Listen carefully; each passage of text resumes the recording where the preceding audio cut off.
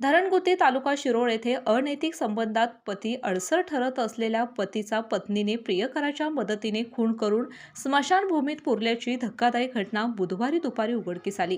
संजय अल्लाबक्ष शिकलगार वय वर्ष 38 राहणार लक्ष्मीनगर धरणगुती यांचा कोयत्याने सपासप डोक्यात व मानेवर वार करून खून केल्याची घटना गुरुवारी दिनांक 27 फेब्रुवारी रोजी धरणगुती येथील लिंगायत स्मशानभूमीजवळ रात्री घडली होती। त्यानंतर स्मशानभूमीत हा मृतदेह पुरण्यात आला होता। बुधवारी सकाळी शिरोळ पोलिसांनी संशयितांना ताब्यात घेऊन त्यांच्याकडे सखोल चौकशी केल्यानंतर संशयितांना घटनास्थळी नेऊन पुरण्यात आलेला मृतदेह बुधवारी सायंकाळी 6च्या सुमारास बाहेर काढण्यात आला। या सर्व धक्कादायक घटनेने शिरोळ तालुक्यासह जिल्ह्यात एकच खळबळ उडाली आहे।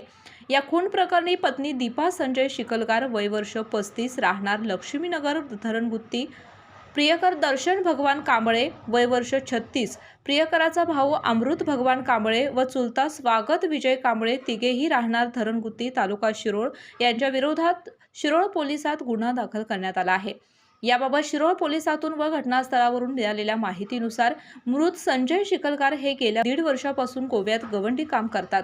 बुधवार दिनांक 26 फेब्रुवारी रोजी संजय हे गोव्यावरून जयसिंगपूर येथे आले होते। गेल्या काही दिवसापासून पत्नी दीपा व दर्शन यांच्यात सुरू असलेल्या अनैतिक संबंधातून पती पत्नीमध्ये सातत्याने वाद सुरू होता।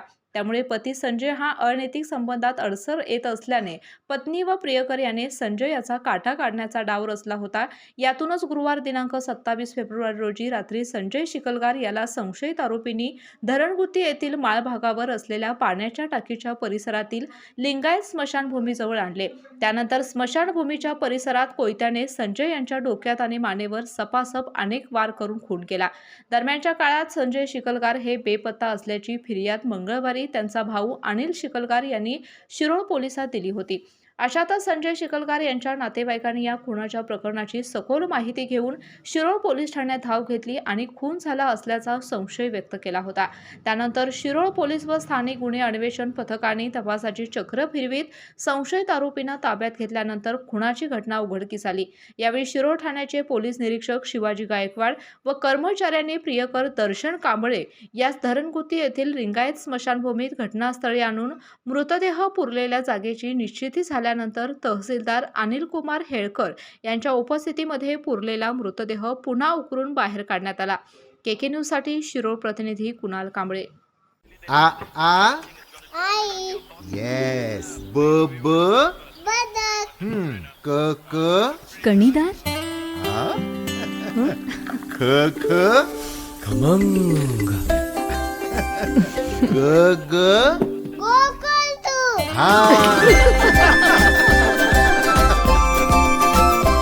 अगदी घरच्यासारखं कणीदार खमंग म्हणजेच गोकुळ तूप। अशाच नवनवीन अपडेट पाहण्यासाठी आमच्या केके न्यूज चॅनेलला सबस्क्राईब करा।